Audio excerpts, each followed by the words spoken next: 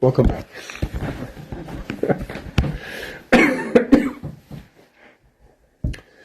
Yeah, so we're just saying that Rosh Hashanah for Ilanot, the Rosh Hashanah for the trees, is in the month of Shvat. There's a discrepancy in the Mishnah between the Academy of Shammai and the Academy of Hillel exactly when in Shvat. Academy of Shammai says it's on Rosh Chodesh Shvat. Academy of Hillel says it's on the 15th of Shvat. What's the difference? We said that the difference between Shammai and Hillel, the Rabbi Shammai, which was the Nasi, the president of the Jewish people at the time of the destruction, right at the end of the Second Temple, and Shammai, which was the head of the Sanhedrin, the 71-man judge court, the Supreme Court of Israel, and their disagreements, and also their academies, because each rabbi had his own academy. There was Academy of Shammai and Academy of Hillel. Academy of Shammai had thousands of students. Academy of Hillel had so many more students within Shammai. And our sages explain why. Is because Shammai was strict. Hillel was easygoing. We see how easygoing they are, that Beit Hillel, even though we rule when there's a discrepancy between Beit Shammai and Beit Hillel, the Academy of Shammai and the Academy of Hillel, we rule generally speaking, to the Academy of Hillel. In the time of Galut, that is. We said that when Mashiach will come, the halacha will follow the opinion of Beit Shammai. During Hanukkah, we discussed the difference between them, the essential difference. And even the Talmud explains their difference.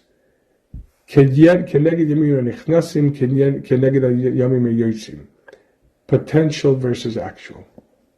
Every one of their arguments in the Talmud is focused on potential versus actual, Gvura versus Chesed. So Beit Shammai says that the Rosh Hashanah for trees is on Rosh Chodesh already. Beit Hillel says it's on the 15th of the month. And we rule according to Beit Hillel.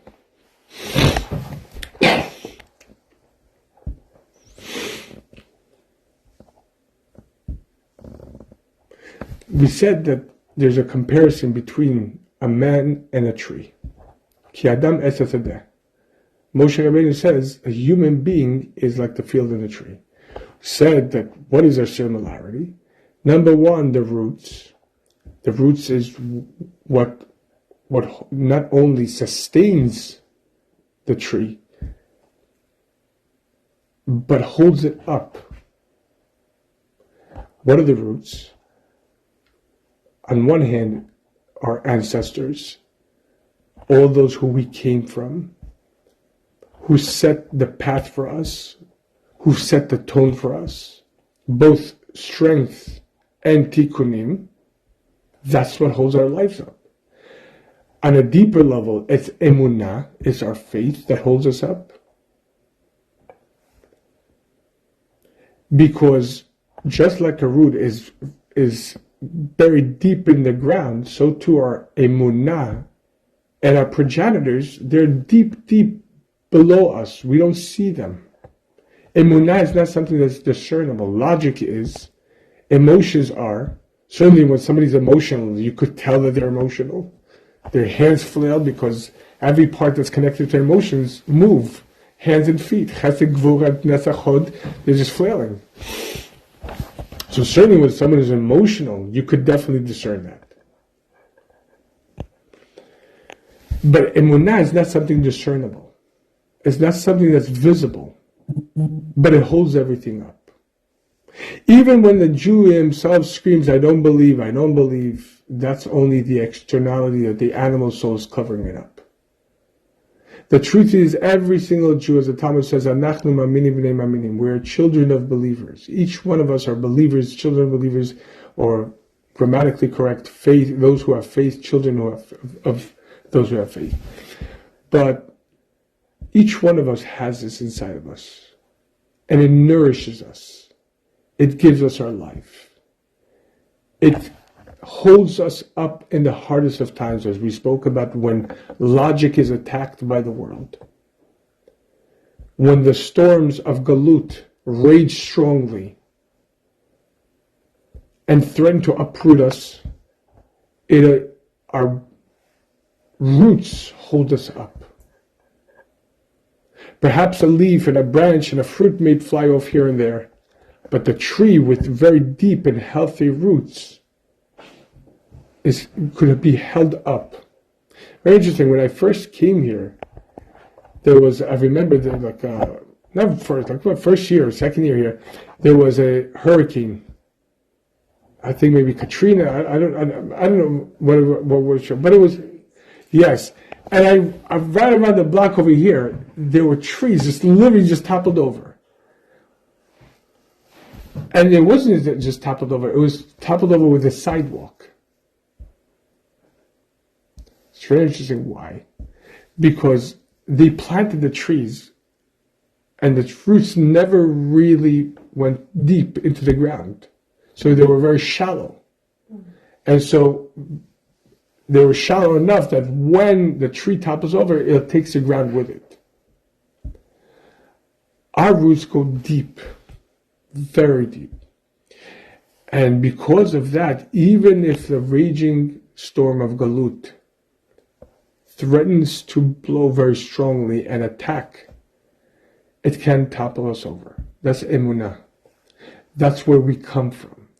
We could be confident that just like our grandparents and our great-grandparents and their grandparents and so on and so forth lived and died as Jews, as proud Jews, who were strugglers, most of them were simple, who just wanted to serve Hashem and make this world better according to their abilities. We could be confident that based on where we come from, we are very strong. We can be confident that with the fact that Hashem endows us with a soul that allows us to have emunah, it holds us up no matter what. Even when logic, even when emotions are attacked, we're strong. Ultimately, though, it's the fruits that matter. What are you here to produce? It could take time for fruits to develop. Certain trees takes years and years before the very first fruits are developed. Sometimes 70 years. But nevertheless,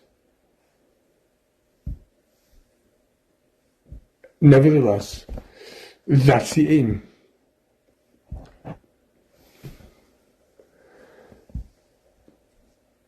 The question is, when does this begin? Because there's a letter from the Rebbe that is actually printed in volume 1 of Letters in English. Parenthetically, it's so important.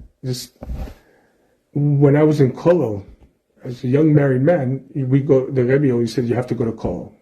For first year after getting married, you have to go and study more to give foundation for your life. There's a study you do before getting married, there's a study you have to do after. Because if you don't study after, then there's no base.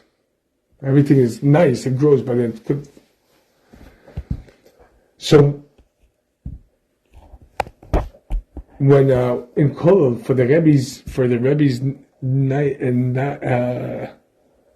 99th birthday, we learned that we all took upon ourselves to learn 99 letters of the Rebbe. And so we just basically took volumes or Igros Kodesh just to learn. I didn't know how to read Hebrew proficiently yet, enough to understand non-biblical Hebrew. So I took upon myself the English letters. That changed my life. I recommend for every person just to every single day read a letter from the Rebbe. There are chats that send out letters every single day. There are Instagram called Letters from the Rebbe, that they give you the concise version of the letter, and then the full letter if you want, based on topics, based on holidays. On Chabad.org, certainly you have just anyway. In those letters, you get to see a very essential, godly, lofty perspective come down in the most pragmatic, most sensible, reasonable approach possible. You see two different parallels synergize into one Rebbe. It's the highest of high into the lowest of low. Anyway, there's a letter where the Rebbe says that the Torah tells us we have to remember that Hashem took us out in the month of spring. And by the way, that's why we have an extra month this year. Because this year we have a 13th month. We have two Adars. Why? Because we have to, because the lunar and the solar calendar have to align. Because each year there's a discrepancy.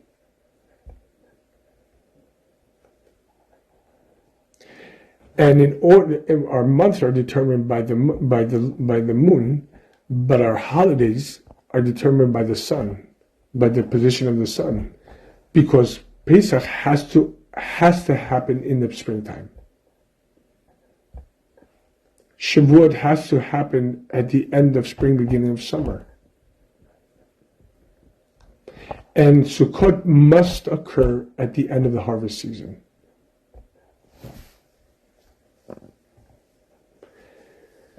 Anyway, so the Rebbe in this letter asks, what's the emphasis to remember that we went out in the month of spring? Explains that when you look at a tree, the cycle of the tree, when you see a tree in the middle of the winter time, it looks like it's dead. So, certainly in contrast to its former glory in the summertime, or even its mystical beauty in the fall time.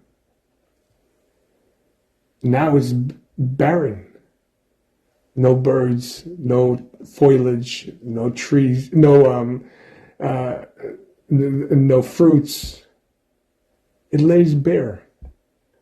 It looks dead. And even gloomy when you look at it.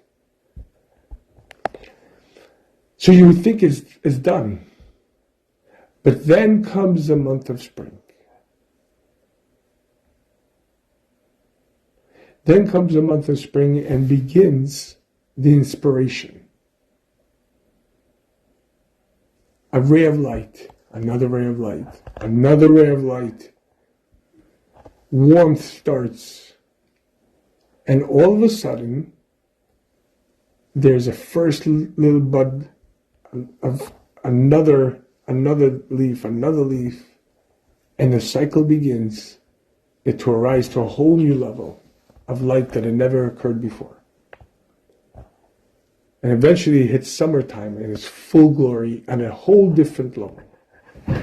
So too, the Rebbe says that the tshuva, that in Egypt, the Jewish people look like we died. In a time of exile, it looks like we completely lost ourselves. You don't see the foliage, the beauty of the former glory. You don't see the fruits, the productivity of Torah mitzvot. And sometimes you have this on an individual level, that each individual goes through this. Because each one of us are compared to a tree.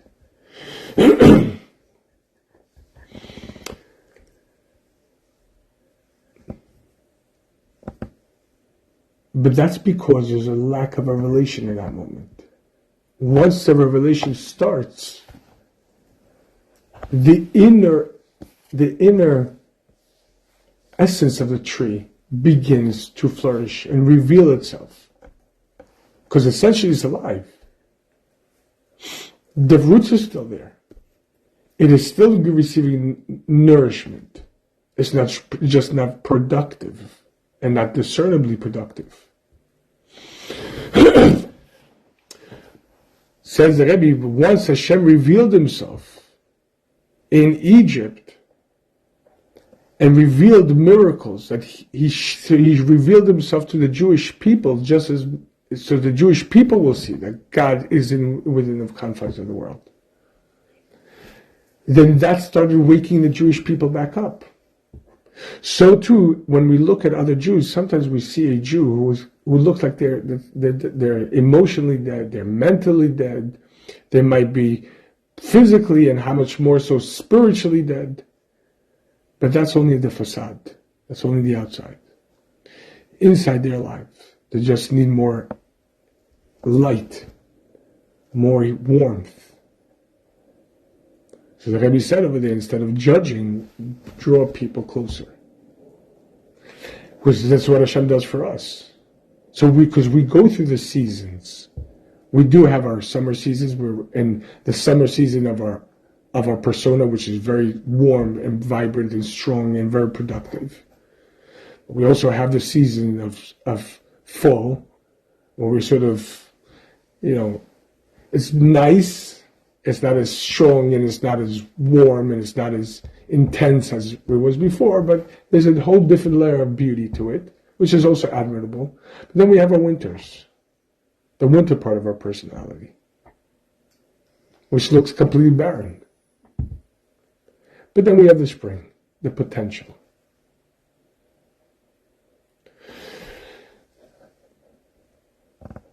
But certainly if we look at to others, if we see that someone is lacking in activity, we should try to supply the warmth for them. Be the warmth and the light for them. As well as ourselves. When we see that we are lacking activity, we should try to warm ourselves up. Go to Farbrengen, listen to stories, read. Ultimate Chassidus restores oneself.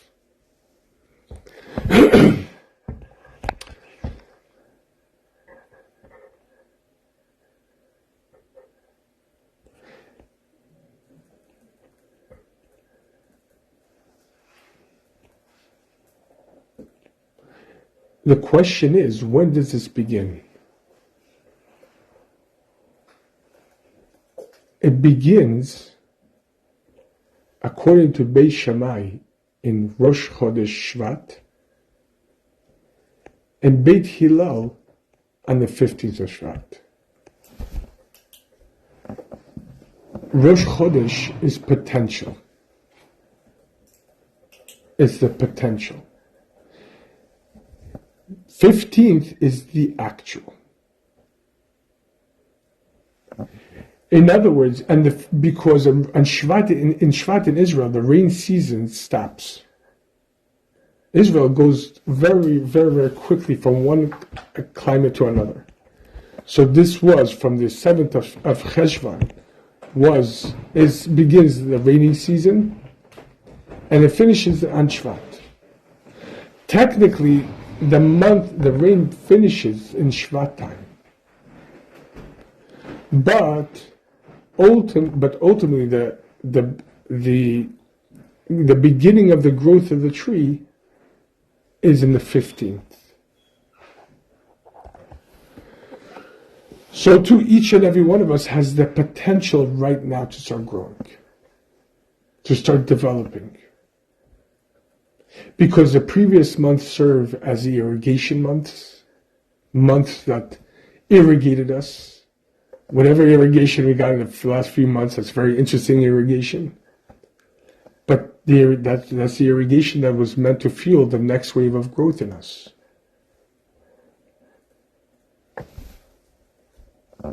And so the irrigation is water, which is chesed, above to below,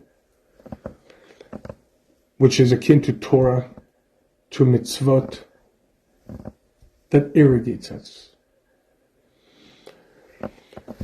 We know, however, that the main thing is the maisa. The action is the main thing. And what is the main thing? The root. We learn in our Pirkei Avot Shira that Rashi says Hamaisa or Ikar in chapter 1 of Pirkei Avot. He says not the exposition is the main, but rather the deed is the main thing. Lo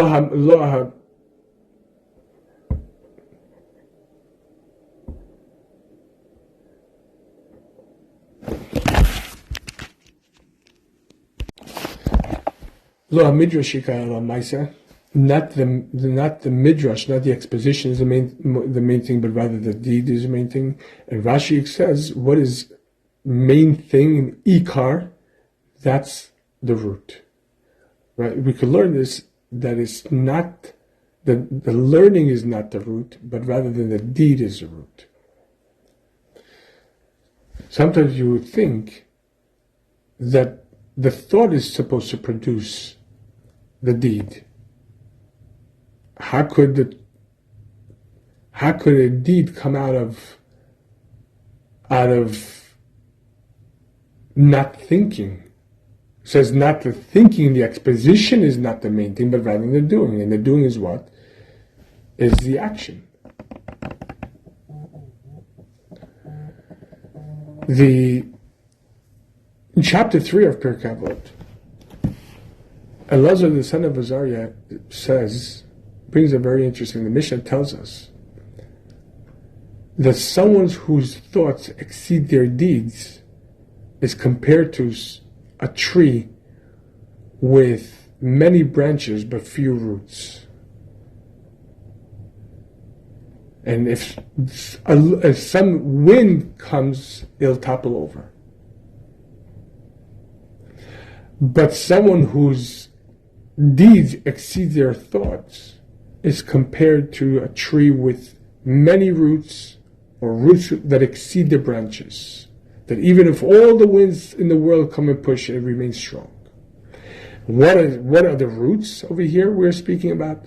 Well, we said before, our ancestors, our emunah, but over here it says the deed. The deed is the main thing. So comes the question. It says someone whose thoughts exceed their behavior is like a tree with little roots and many branches. But how does that make sense? How could one's behavior exceed their thoughts? How does that make sense? How could I behave more than I understand? But rather, the Rebbe explains this is hinting to is Kabbalah's Ol, which comes from faith.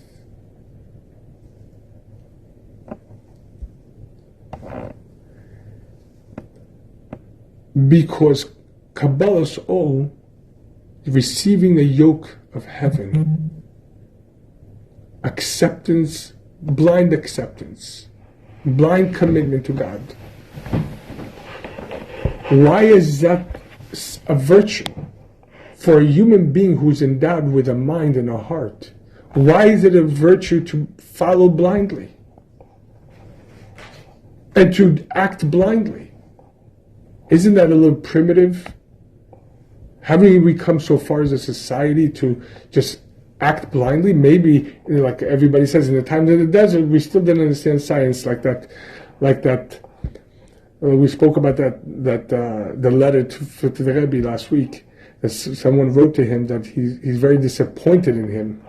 He said he was disappointed in the Rebbe because, after all, you're not like the other rabbis who only have a Jewish education. You have a very, very strong secular education, graduating the Sorbonne University. So how do you still ascribe yourself to emunah and stuff like that? It doesn't make sense.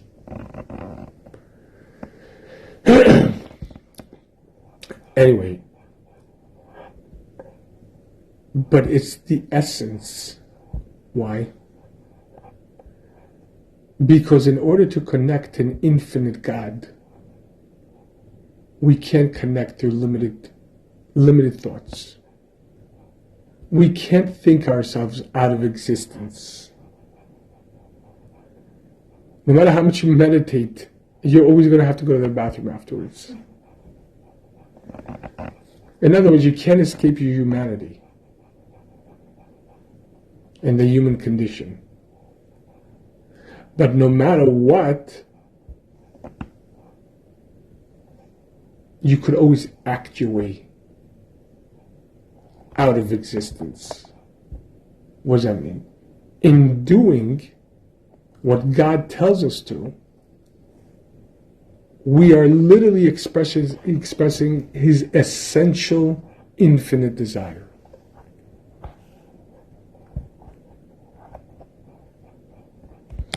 And in that, it's not blindly at all.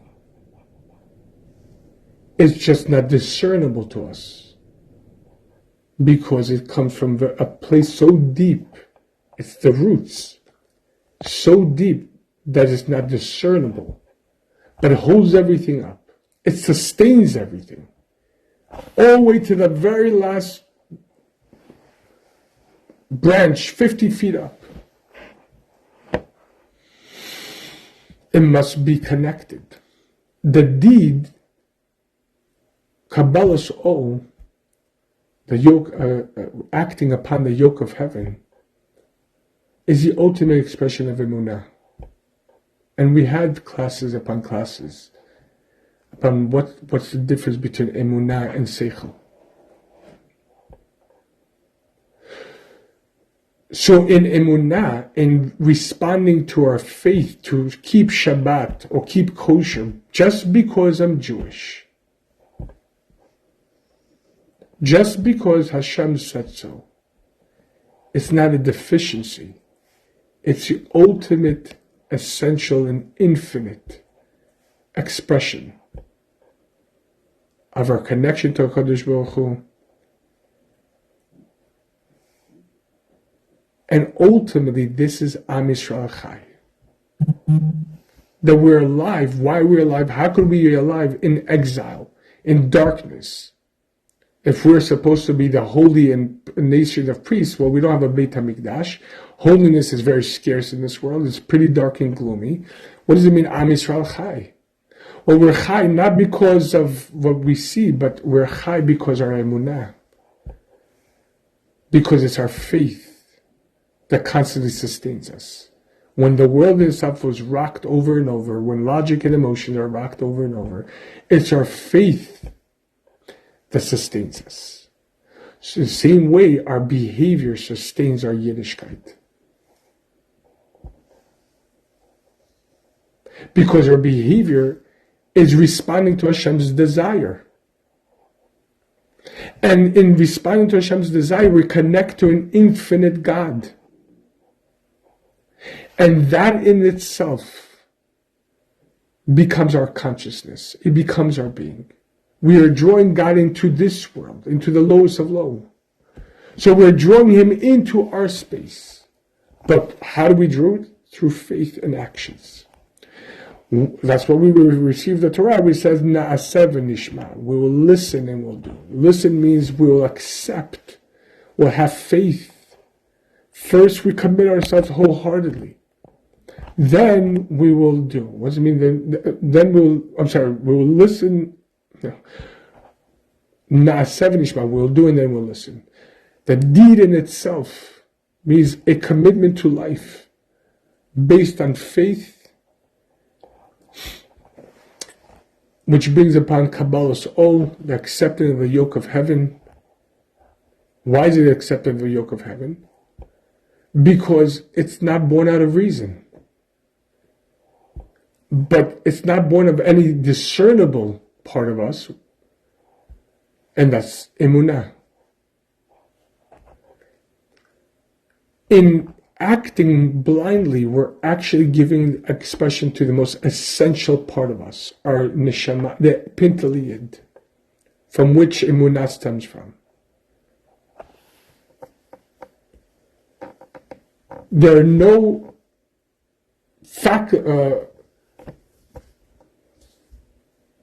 there are no facets within ourselves that could connect to infinity. Logic is limited, emotions are limited, but faith allows us to accept everything. Faith, however, comes in a way that we have to negate ourselves. It comes by the process of negation. It's not discernible. It's not understood. It's not reasonable. You can't feel it. It's not tangible. So it's by the power of negation. But it comes from an essential place which is so strong that it's able to hold every part of ourselves up. And that reveals itself in the ability to do. When we do blindly, we're connecting to an infinite God. So we might not understand it, because you can't understand infinity. You might not feel it, because you can't feel infinity. But you're able to do, and Soif Maisa b'machshavat chila, as we said, the end is when it was into the beginning. And therefore, in the deed in itself, we reveal the primal source of that deed, which is the emunah, the pintal yid.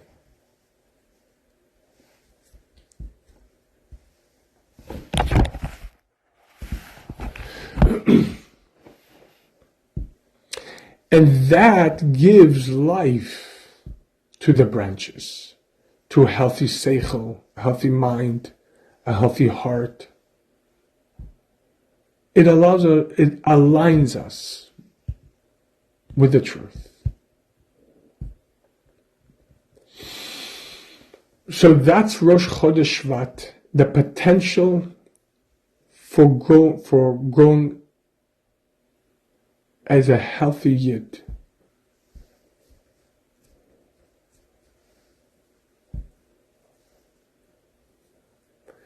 And of course, we have the monumental day in the Jewish calendar of the 10th and the 11th of Shvat, which is the anniversary of the Histalkut of the previous Lubavitcher Rebbe in Yud Shvat 1950,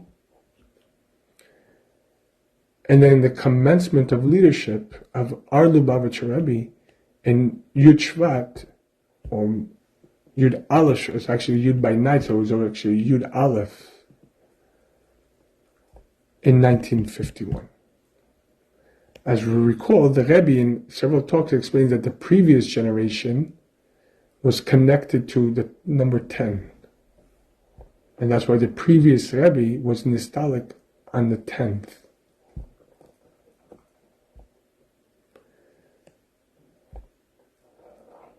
Where our generation is characterized by 11.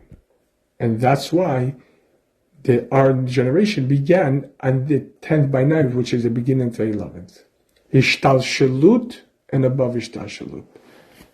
The order of the process of creation, the 3 cognitive faculties and the 7 emotive traits, and that's the perfect, complete entity. But our generation is above reason and logic.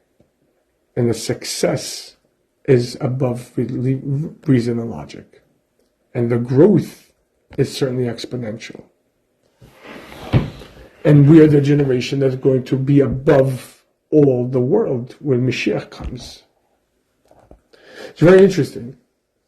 In the course of the last year, 1949 to 1950, Tafshin Test into Tafshin Yud, the previous Rebbe started signing his name. He always done Yosef Yitzchak. So on that Rosh Hashanah, that year that began Tafshin Yud, several months before his Histalkut in Shvat. So on that Rosh Hashanah, the previous Rebbe started discussing the concept of a Yid, a Jew, which is like a small Yud. And he explains what this means. And he explained this in different Sichot and Ma'amarim, that what's the mile of Yud, of 10. And the Rebbe started signing his name, Yud Yosef Yitzchak, the Yud for Yitzchak, as the year, and you could see it, you could actually see that as the year progressed, the Yud for Yitzchak became more bolder and bolder and bolder and bolder and thicker until it became literally like it was almost. And the previous Rebbe was already hinting to Yud Shvat. But this, on Yud Shvat, the previous Rebbe released a discourse in honor to be learned. It was Shabbat morning, Yud Shvat, to be learned in honor of his mother's Yortzeit and his grandmother's Yortzeit. His grandmother's Yortzeit, Rebbetzin Rivka, from whom he received many stories and traditions, because she heard them from the Alter Rebbe, from the Hasidim, from the older Hasidim that is, and so on and so forth. And she transmitted it to the previous Rebbe, in which we have Zichronot, memoirs, and the talks. This is what he received. So her Yortzeit is Yud Shvat, and his mother's Yortzeit, Rebbetzin Shterna, the fifth Lubavitcher Rebbetzin, who's buried over here in front of the Ohel, her Yortzeit is the 13th of Shvat. And in honor of their Yortzeits, he released a discourse, which was previously said, because the Rebbe wasn't speaking at that point. But he released his discourse in order to learn on that Shabbat, in honor of their Yortzeit. But that in itself became his last will and testament to the world, to the Hasidim, because he himself was nostalgic that Shabbat morning at 8 in the morning. It's very interesting that the Rebbe the previous Rebbe asked that morning, he motioned to whoever was with him to bring him to downstairs. He resided upstairs in 770. He asked to go to the Zal to look it over. He just stared all around, and nobody understood why. He was just staring at everything. And then he asked to go back to his apartment upstairs in 770. And then he started feeling not good, and the EMS were called. The Rebbe, who was at that point learning with a chavruta that the previous Rebbe set him up with, who was a prominent Rosh Yeshiva, going to be a prominent head of academy himself, a very prominent rabbi. They were learning that morning, and as a matter of fact, one of the things they were discussing was that when the third Lubavitch Rebbe, who our Rebbe is named after, who's actually married to a Chaim Mushka as well, who their lives were very, very similar. When his father-in-law, because he was also a son-in-law, his father-in-law was a previous Rebbe. When his father-in-law, the Mitter Rebbe, the Alter Rebbe's son, Rabbi Dov Ber, was nostalgic, the Tzemach Tzedek didn't want to take the Nesiut, the leadership, for a while. And that's what the Rebbe was speaking to this in the Chavruta on that Shabbat morning. Then somebody came and notified the Rebbe that the previous Rebbe wasn't feeling well, so he ran to 770. And when he came into 770, as he came in, there's an elevator when you walk in, right in front. The EMS just came out, and it said he's gone.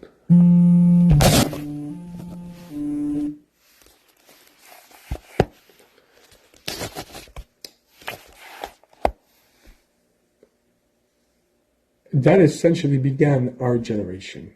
And that discourse is the roadmap for our generation. In it, there are 20 chapters which describes the service of the seventh generation, the generation who draws God into this world, the generation who is, as the Rebbe said, is going to see the coming of Mashiach. But not see, actively pursue and bring Mashiach. And in this discourse, gives us the gives us this work and the service that needs to be done in order to bring this. And we'll continue this next week. Shabbat Shalom.